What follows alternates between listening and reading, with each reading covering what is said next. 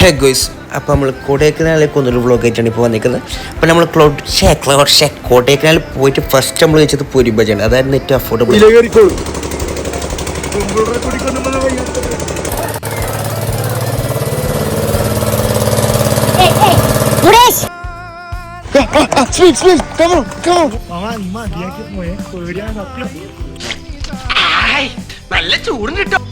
നാക്കത്തത് ഇങ്ങനെ ഒന്ന് തൊട്ടാ മതി, ഏത് കട്ട്ലറ്റെന്ന് സോമം പറയും.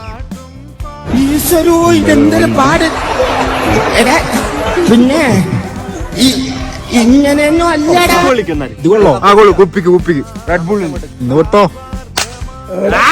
ഇതെന്ത് മറിമായും എനിക്ക് ഭ്രാന്തായി പോയതാണ്. അത് നാട്ടുകാർക്ക് മൊത്തം. ഇതാണ് ഗൈസ് അടുത്ത കുതിര സ്റ്റാൻഡ്.